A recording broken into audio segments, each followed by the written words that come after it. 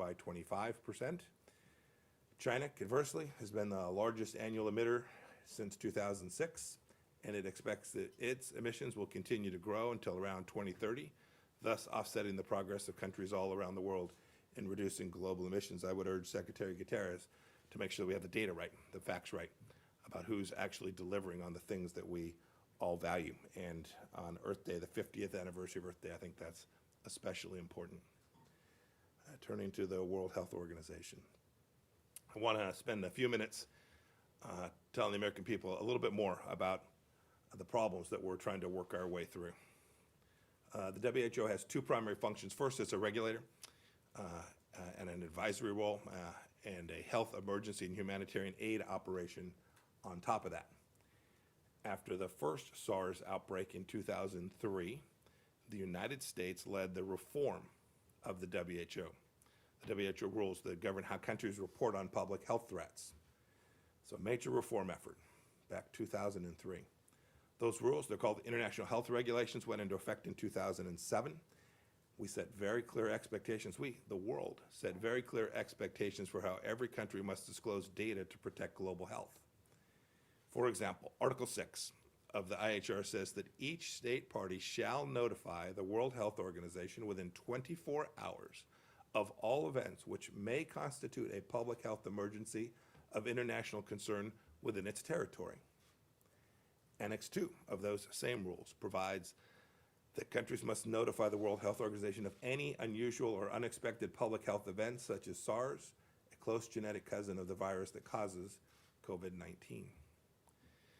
Those rules also said how countries should evaluate when to notify the WHO of diseases of unknown causes or sources. We strongly believe that the Chinese Communist Party did not report the outbreak of the new coronavirus in a timely fashion to the World Health Organization.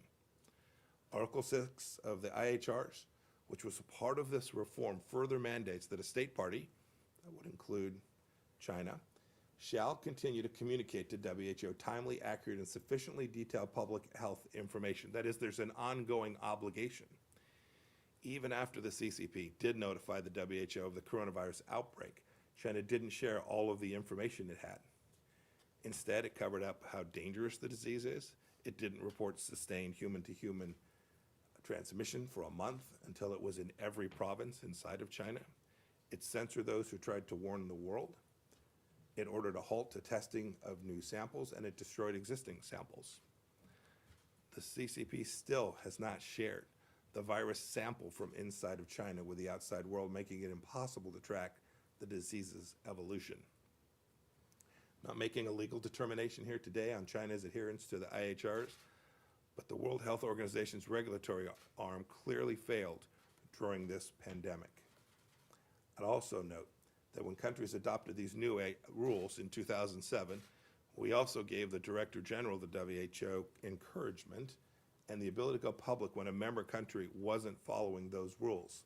And that didn't happen in this case either. That's why we continue to insist this is an ongoing requirement for transparency and openness according to the WHO rules, and the WHO has responsibility to continue to enforce them today.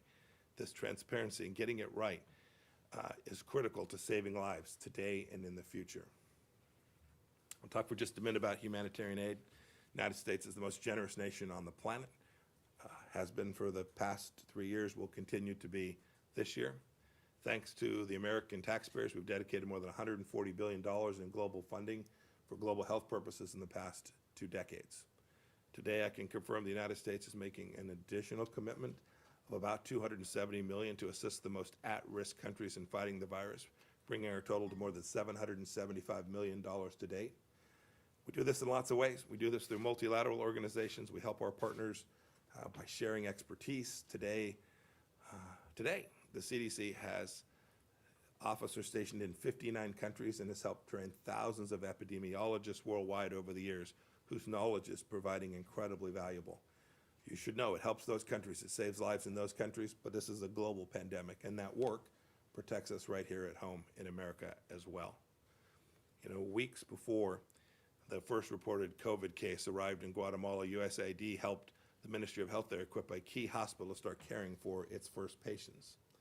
And the United States is training more than 70,000 pharmacists across Indonesia today so they can provide good advice and referrals. American generosity isn't limited to our assistance that comes directly from the United States government, our businesses, our NGOs, charities, all faith groups. This is an all-of-America approach to saving lives all across the world and protecting us right here at home as well. We estimate that the American people in CUME have given nearly $3 billion in donations and assistance just to fight this particular virus. America's global health commitments remain as steady as ever. Move on to a couple final points. I want to highlight two ways in which the Chinese Communist Party is exploiting the world's focus on COVID-19 crisis by continuing its provocative behavior. First, we commented on what's taking place in Hong Kong. We're amidst increased efforts by Beijing to erode autonomy. Law enforcement authorities have arrested pro-democracy activists, including 81-year-old Martin Lee. We've always said that China has an obligation to live up to its promises, its obligation. So I was speaking about the virus earlier, to live up to the rules that it put in place and it signed off on. We'd ask them to continue to do that here. You've also seen that the Chinese Communist Party is exerting military pressure on Taiwan and coercing its neighbors in the South China Sea, even going so far as to sink a Vietnamese fishing vessel. The United States strongly opposes China's bullying. We hope other nations will hold them to account too. Tonight I'll be in a phone call co-chaired by myself and my Laotian counterpart with every ASEAN member. I want to note too that we are now well along in developing the implementing policies required by the law in the NDAA of 2019, prohibiting use of Huawei and other untrusted vendors in U.S. facilities. Data that come into U.S. facilities will have to follow a clean path and reside in transit only through trusted systems, and we'll provide full details on that before too long. On Venezuela, as I've commented frequently from this podium, we're continuing to apply pressure on the Maduro regime, all the while seeking to provide humanitarian assistance for the Venezuelan people. As announced by the Department of Treasury yesterday, the general license, which allowed certain companies to maintain operations in Venezuela and PDVSA, expires today. The Treasury Department has announced a new, narrowly limited license for 7 months, which will allow companies that are operating there to begin their wind-down process. And with that, I'm happy to take questions. Okay, great. Nick? Thank you, Morgan. Thanks, Mr. Secretary, for doing this. Let me try Iran and China, if you don't mind. The IRGC today said that it launched a military satellite into orbit for the first time. Could that technology be used for ICBMs? And we've seen from Iran expanded nuclear capacity, Iraqi militia, rocket attacks, harassing of a Navy ship. In recent days, after the Soleimani strike, there was talk of reestablishing deterrence. Do you fear that deterrence has slipped?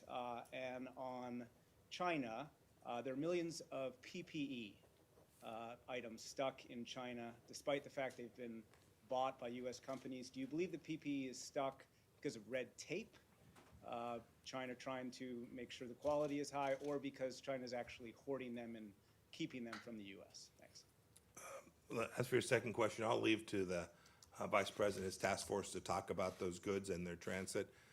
The good news is we have seen China provide those resources. Sometimes they're from U.S. companies that are there in China, but we've had success. The Vice President and his team have talked about the air bridge that has delivered products to the American people from China. We appreciate that. We are counting on China to continue to live up to its contractual obligations and international obligations to provide that assistance to us and to sell us those goods. Often these are commercial transactions in a way consistent with all of the international trade rules. As for Iran, you noted the launch last night. The Iranians have consistently said that these missile programs were disconnected from the military, that these were purely commercial enterprises. I think today's launch proves what we've been saying all along here in the United States. The IRGC, a designated terrorist organization, launched a missile today. And I'll leave to the Department of Defense to talk about the details about that. But when you talk about the UN Security Council Resolution 2231, I think every nation has an obligation to go to the United Nations and evaluate whether this missile launch was consistent with that Security Council resolution. I don't think it remotely is, and I think Iran needs to be held accountable for what they've done. They've now had a military organization that the United States has designated terrorists attempt to launch a satellite. You talked about the naval ships. You saw the president's statement this morning. The president's been very clear to the Department of Defense and frankly to the State Department team too, to do everything we need to do to make sure that we protect and defend our officers, our military officers, our diplomats around the world, to continue to ensure that they are secure and safe. What he said this morning and what I know he's told all of us in leadership inside the government is take whatever action is necessary to make sure that you can defend and keep our people safe. I'm confident that the Department of Defense will do that in response to what the president said this morning as well. And then finally, you talked more broadly about deterrence. Two thoughts. First, the Iranian regime has gone around the world spreading disinformation in response to this virus. One of the things they've said is that, boy, we need resources in order to take care of the virus at home. And all the while, they are launching satellites, driving ships around the Arabian Gulf, coming and harassing U.S. naval vessels. They continue to underwrite Shia militias. They're working to support Hezbollah. Yesterday, my Iranian counterpart of the day before was in Syria, talking to the butcher in Damascus. I hope that the Iranian regime will respond to the Iranian people's demands to prioritize resources that the Iranian regime clearly has, to the health and security and safety of the Iranian people, rather than continuing their global terror campaign. You can see they're still hard at it. You can see they still have resources. You should note, at the very first news that the COVID virus had hit Iran, offered humanitarian assistance to the people of Iran. That offer was rejected. That offer still stands. We've assisted other countries at delivering humanitarian assistance to the Iranian people. I only wish that the Iranian regime cared about its people as much as the rest of the world has demonstrated that it does. Thank you. Mr. Secretary, we're hearing that there is panic buying in North Korea at the moment. I was wondering if you have any reading about what's going on there, and given the reports that Kim Jong-un is in very poor health, has the U.S. tried to reach out to Pyongyang for any information, and what was the response? And then a broader question on China, if I may. How would you say that the Chinese behavior, this disinformation that you are talking about, what effect do you think that has on a long-term relationship with the U.S.? Do you think it will damage it significantly? Barbara, thanks. I don't have anything to add on North Korea. As the president said last evening, I think it was, we're watching closely what's taking place there, but I don't have anything to add. As for China, nations that desire to be part of the global landscape have obligations for truthful information, have obligations to share and be transparent and open. That's our expectation for every country. What I think you were referring to was, you called it disinformation, seeking to transfer responsibility or to deny access to the world so that the world can figure out what's going on. You have to remember, these labs are still open inside of China. These labs that contain complex pathogens that were being studied. It's not just the Wuhan Institute of Virology. There are multiple labs inside of China that are handling these things. It's important that those materials are being handled in a safe and secure way, such that there isn't accidental release. We have an elaborate regime inside the United States to do that. Many countries do it as well. We have lots of regimes where, I'll give you an example in the nuclear context, where the world inspects sites so that we can ensure that there's proper handling. The United States spends a lot of money training others to help them handle nuclear materials in an appropriate way. We have to make sure that the Chinese government is handling those materials in an appropriate way, not only in the Wuhan Institute of Virology, but elsewhere. So this is an ongoing obligation that the Chinese government has, as well as an ongoing obligation of the World Health Organization that has responsibility for compliance with the rules. I hope I didn't bore you with them, but they're important to understand that there are a set of global regulations that the Chinese Communist Party signed up for. These aren't American rules we imply. These are rules that the Chinese government signed up for. And the World Health Organization has a continuing obligation, not just one from back in December, but a continuing obligation to make sure that those rules are being complied with today in a way that protects us not only from the ongoing pandemic, but a future one as well. Michelle? Thank you so much. Mr. Secretary, Yes, sir. First, have you delivered the president's warning to Iran directly? And second, are you concerned that the oil price will have an effect on the security and stability of the Gulf states and your partners in the region? I never comment on communications, internal communications between myself or private conversations between myself and my counterparts. So I don't have any comment on your first question. On your second one, President's been incredibly focused on trying to create a more stable energy market in light of the enormous decrease in demand, right? You've seen crude oil demand fall somewhere between 20 and 35% over the past several weeks, and you've seen the price impacts that have resulted from that, right? You had the front futures contract trading for negative $37 for a few hours, a couple days back now. What President did a couple of weekends ago and the work that he's engaged in today are twofold. One, to do everything we can to ensure that we preserve America's capacity to deliver on its energy resources here. And second, to work to try and create stability in the energy market such that you get price signals that are consistent with real demand. And that also means getting the global economy cranked back up again. A key element that will have the most significant impact on those price issues, on those supply chain issues in the energy industry, is getting the world back going and getting demand back to the levels we had back in October, November, and December of 2019. Here in the United States, we had one of the most robust economies that the United States has ever had. When we get back to those levels and the world gets back to those levels, those governments that depend for a significant amount of the revenue for their national GDP on oil will be in a better place they are today. There's real risk. With low prices and low volumes of demand, those countries are really going to face financial challenges, and we've been in conversation with many of them about how we can bridge that gap collectively. Rich? Mr. Secretary, hi. Rich, how are you? Good, how are you? I'm good. Given its failure to notify the WHO in a timely manner, do you think that the Chinese government owes countries or individuals compensation? And also, just as you'd spoken about the multiple labs within China, what's your assessment of China's handling of these dangerous materials? Do you think that they do a sufficient enough job of it?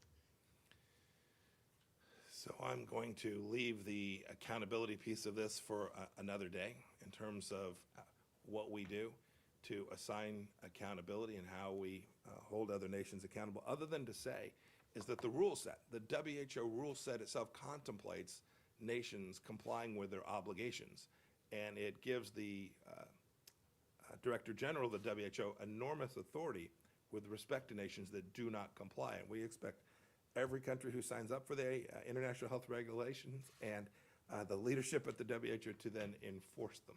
And so we're counting on that. We're not counting on that not only retrospectively, but that continue today. What's the second question, Rich? You'd mentioned multiple labs Yeah. within China. I'm not going to comment on that. What I will say is it's always easier to know the answer to your question about whether these labs are in compliance, not only with the regulations, but if they're handling this material in a way that is adequate, safe, and secure, if the world can have access to those places, if they will share that information openly and transparently. And in spite, the President said this, we tried to get in to take a look at what was going on early on in this, to come in alongside the World Health Organization early on, would have been back in January, if I remember correctly. We still do not have a sample of the virus, nor has the world had access to the facilities or other locations where this virus may have originated inside of Wuhan. Saeed? Thank you, Morgan. Thank you, Mr. Secretary. Sir, a new Israeli government was formed, a unity government between Mr. Netanyahu and General Gantz, and they vowed to begin annexing parts of the West Bank on the 1st of July. I wonder if you would have a comment on that. Also, on the aid, you recently released $5 million to the Palestinian Authority to fight COVID-19. They need a lot more. So will there be any more aid in the pipeline? Thank you, sir. Two good questions. On the second one, we were happy to provide that $5 million of assistance. We hope that it'll get to the right place. Our concern with having provided assistance, the reason we stopped providing assistance previously was that these resources weren't getting to the place they needed to the Palestinian people. We hope that this money, this $5 million, will get where it needs to go to provide real assistance to the Palestinian people who, to your point, and I agree with, are going to need a lot of help as they move through this. We'll evaluate whether this $5 million both worked, delivered, and second, if there's more resources that are both either appropriate or can be delivered in a way that actually gets to the Palestinian people. The first question was about the election. We're happy with a new government's formed. A fourth election we think wouldn't have been in Israel's best interest, but we'll leave that to them. We think it's not in the world's best interest. We're glad that there's a now fully formed government in Israel. As for the annexation of the West Bank, the Israelis will ultimately make those decisions. That's an Israeli decision, and we will work closely with them to share with them our views of this in a private setting. I need to get the secretary to his next meeting, but we still have two special guests to continue this briefing, so. Great. Thank you all. Thanks for being with me. Everybody have a good morning. Okay, so we're gonna have John Barsa first and then Jim Richardson, and then we'll go right into Q&A again. So John? Good morning. Thank you for having us here today. For those of you who I have not yet met, my name is John Barsa. I am the new acting administrator at USAID, and I'm deeply honored to have been chosen for this position. I would like to thank President Trump for the support and confidence he's placed in me with this charge. I look forward to working with him, Vice President Pence, Secretary Pompeo, and other leaders throughout the interagency as we lead one of the finest workforces in U.S. government today. We are here to discuss how the United States continues to demonstrate global leadership and help countries around the world fight the COVID-19 pandemic. With the $2.7 billion in emergency supplemental funding Congress has provided, USAID is working with the State Department and CDC to provide assistance that strengthens health systems, meets emergency humanitarian needs, and mitigates the economic impact of the virus's spread. With the Secretary's announcement today, we have contributed a total of more than $775 million across more than 100 countries facing the threat of this global pandemic. Here's a little bit more detail for you on the specific pots of money that this announcement encompasses. It includes nearly $103 million from the Economic Support Fund account, which non-governmental organizations will use to implement a variety of interventions to support communities and countries. We'll also be committing $100 million in humanitarian assistance from USAID's International Disaster Assistance account to help meet urgent life-saving needs in crisis-affected areas, and $667 million in migration and refugee assistance to support displaced populations, which remain the most vulnerable populations of this pandemic. In every corner of the globe, the United States is lending a helping hand to countries that need it the most. Many of these countries are places where we regularly provide assistance. Our expanded presence in other countries demonstrate the extraordinary nature of this crisis. For example, on April 11th, the United States, through USAID, committed critically needed assistance to Italy to mitigate the overwhelming disruption the pandemic has had on the delivery of healthcare in communities and to help stabilize the country's economic situation. This assistance will help improve Italian citizens' access to essential healthcare during the current pandemic and support Italy's recovery.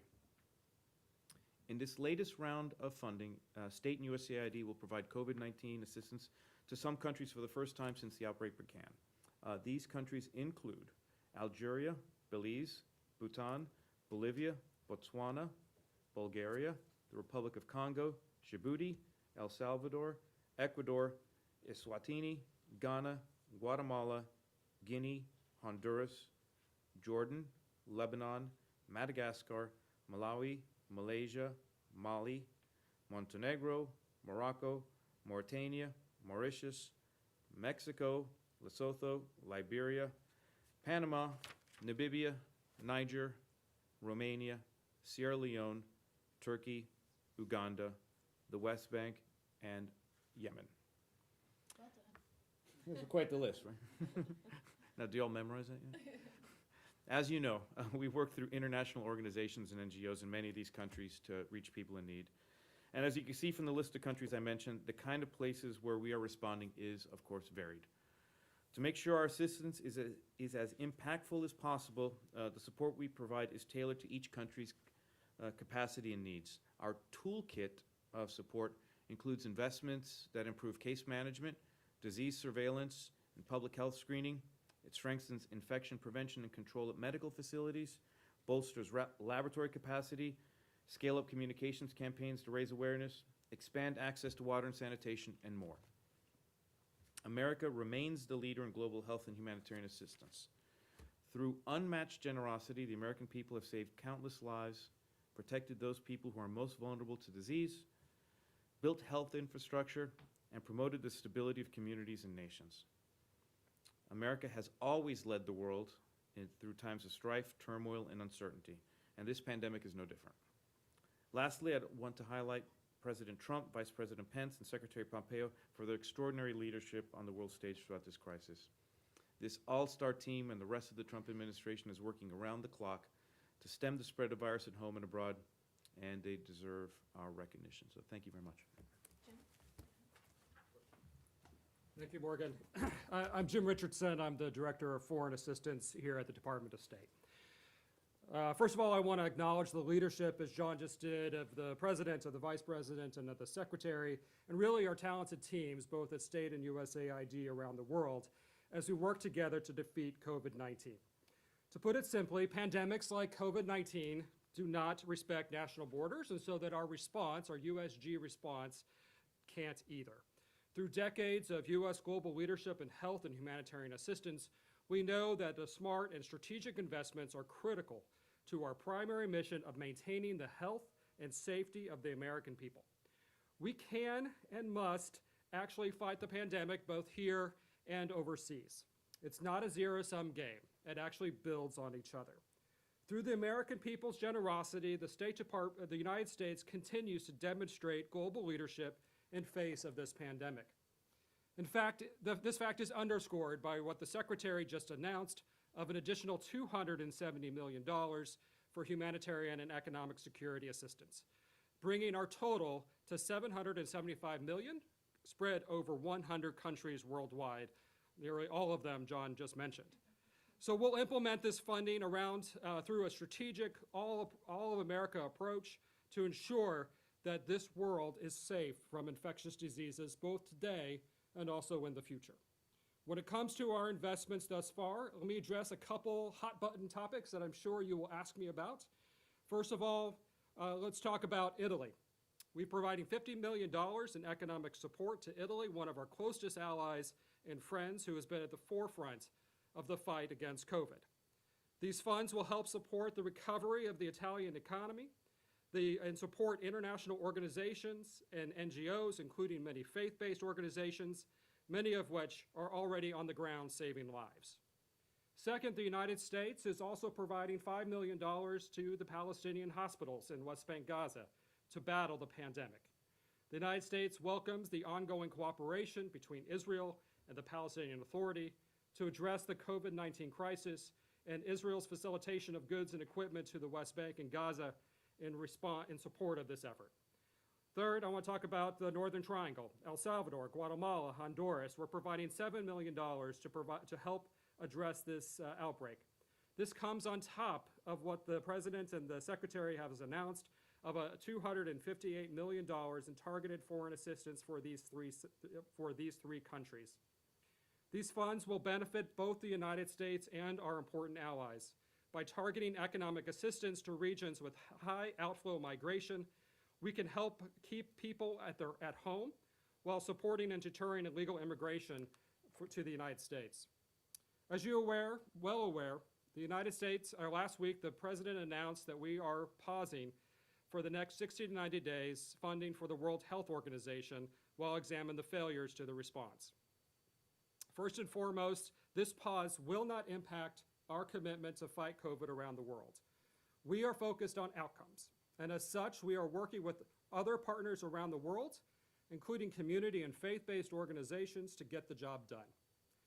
To put it in perspective, as the Secretary, I believe, mentioned, the WHO only receives about 4% of U.S. global health assistance every year.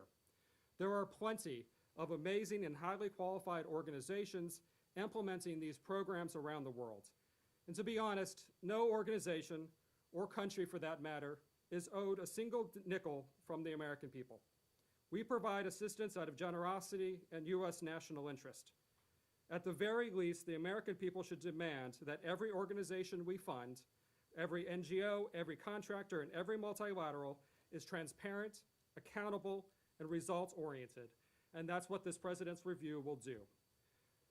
At the end of the day, this should be about saving lives. not about saving a bureaucracy. For more than half a century, the United States has been the largest contributor to global health security. We have built the foundations upon which the global health system is based, contributing over $140 billion in this century alone. In the face of COVID-19, our global leadership will continue and is once again underscored by what the Secretary has announced. And with that, we'll be available for questions.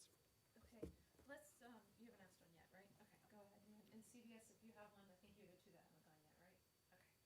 Okay. Okay, so I don't know who this goes to, but I'll throw the question out and you guys can decide. So with regard to the pause on the World Health Organization funding, what will determine if they get that funding or not? And who is actually leading the review of that funding right now? In terms of what the president said, so it's a 60 to 90-day pause. I think there are multiple elements within government who will be looking at the review. We have nothing to announce today in terms of the internal review processes, how it's going to work out. Know that others who interact with the World Health Organization are contributing to the review process.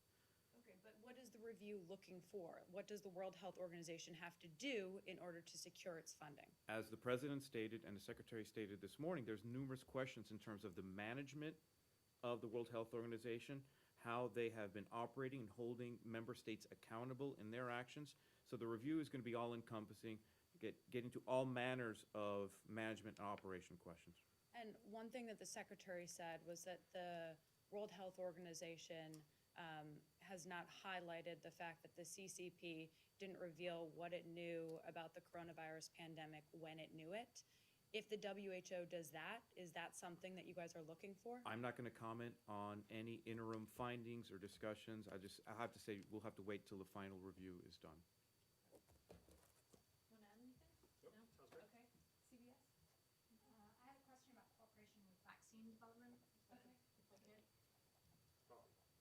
Vaccine development. Go ahead, ask your question. Considering that several countries are working on a vaccination, and given that the funding has been halted to WHO, does that mean this will affect at all cooperation between WHO countries on sharing information about a vaccine, depending on who comes up with one first, or will the US step in to help facilitate cooperation on a vaccination? Okay, a couple of things to think about. First, let's talk a little bit about scale. As the Secretary and Jim mentioned, over the last 2 decades, the United States has contributed over $140 billion in health work. In 2018, the last year that I actually have actual figures, it needs to be noted that only 4% of U.S. funds went to World Health Organization. 96% of our funds went to other organizations. So during this pause, what USAID and other entities are doing, we're looking for alternate partners to carry out the important work. So be it vaccines, polio, or any number of health issues, by no means are we pausing our efforts to eradicate polio or come up with vaccines. We're going with existing programs outside of the World Health Organization, and we're looking for different partners. Barbara? Just some clarification on that. So first of all, I was wondering if there might be a carve-out for certain WHO programs like polio, but you're saying, no, there isn't. You're going to find somebody else to do the polio or to do those programs that you're committed to.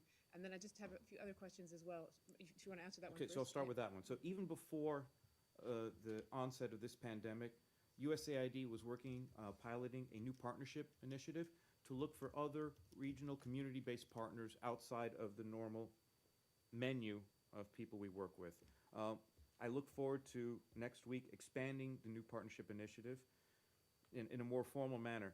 But what we're doing right now is we're looking for different partners right now in terms of working polio or any number of health issues. Are there other entities, local community-based entities, faith-based organizations? Are there other groups that can continue on this work? So part of the assessment that is taking place during the 60 to 90-day pause is to evaluate the availability of new partners to carry out this work. So know that the questions you ask in terms of are there other partners for whatever program of interest, that's part of the assessment. So we're evaluating that now. I have people in our missions, in our Global Health Bureau. We're looking for new partners right now. It's good government. I And want to just try if- to get to everybody. just a quick, one quick follow-up.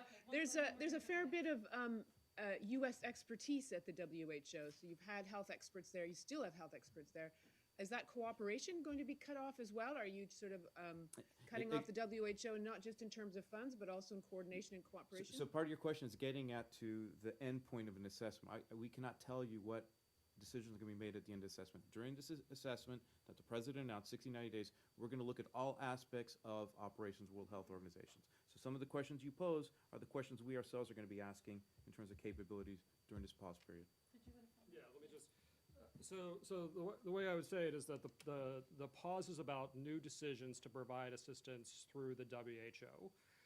There's a lot of existing contracts that we've already essentially sent the check to pay for individuals, and we're not asking for refunds at this point. In terms of exemptions or those types of things, the president said we're pausing all assistance for 60 to 90 days. If the president has a subsequent announcement, we'll leave that to him to make that about targeted assistance. Nick, go ahead. So on the partners, just to be clear, as you examine the partners, are you taking the money that would have been going to the WHO over the next 2 to 3 months and plan to transfer that funds to partners, or are you withholding the money so that you possibly could still give it to the WHO depending on reforms? And if I could zoom in on IHRs, well, let me have you answer that first. And then Okay, so as the Secretary stated, in the aggregate, we have committed over $775 million just on the pandemic alone. So when we're looking for new partners, we're looking for partners who can execute the funds in these countries for their specific needs. So it can't be a cookie-cutter approach. So a solution for a challenge in one country is not the same as a solution in another country. So we're looking at ways to address the challenges individually with the funds that are being announced. Right, but does that mean that the money that would have gone to the WHO will instead go to partners, or is the money for the WHO being held back and possibly could still go to the WHO in the future? Possibly, again, it's a pause in new funding. As Director Richardson announced, money that has been given to WHO already is not being taken back. So some of those contracts and existing work is continuing. Okay, and then on the international. Let me just, yeah, so at the end of the day, this pandemic can't wait for the review. So our assistance to countries around the world is going to move forward. We will absolutely use the best. Every time that we make a decision to provide assistance to any country around the world, we have to make a choice. Do we use a multilateral organization? Do we use an NGO? Do we use a faith-based organization? Do we use a contractor? And that's really what the expertise of USAID does, to look at the whole, how are we going to get the best results in this circumstance? And so for every contract or every dollar flowing today, we're just taking WHO off the table, and we're going to provide that assistance to these other organizations in order to get the job done. Our assistance simply can't wait. That said, we're going to have a lot of global health resources in response to this pandemic over the coming years. Congress has already provided an additional $2 billion, and so we'll look forward to continuing to make more announcements about funding over the next several months. And then quickly on the IHRs, on the international health regulations, as I understand them, there is no real enforcement mechanism. I know the Secretary talked specifically about the leadership being able to enforce them, but is one of the reforms that you're asking for to increase the enforcement mechanism, or do you believe that enforcement mechanism is already there, and therefore this is a true failure, not of regulation, but of the leadership? Well, again, we'll have to get back to you with the details on that. Again, so I'm not going to prejudge the outcome of any assessment. Saeed, go ahead.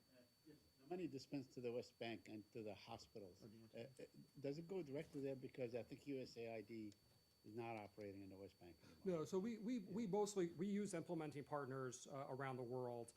As I said, we use contractors, NGOs, multilateral organizations to actually be our hands and feet in most places around the world. So we'll be announcing the actual implementing partner here in the next couple of days. Anybody else? Rich? Just following up on what the Secretary had to say about and a bit what Nick was talking about, the Director General of WHO has an enormous power available to him to enforce those who violate regulations. What is available to him?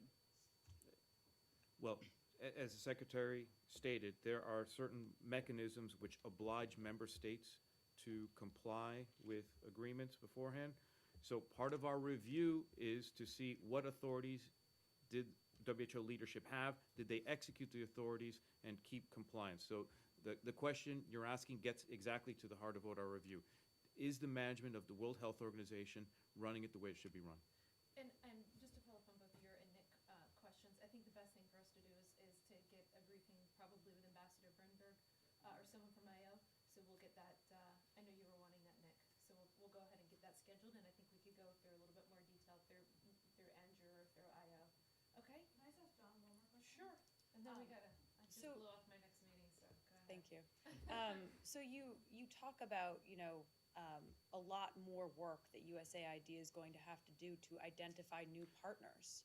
So how do you have the capacity to do that? Has USAID had to hire new people? No. What does your team look like? No, again, so before the onset of the pandemic, we already knew good government was to diversify the base of implementing partners that we're working with.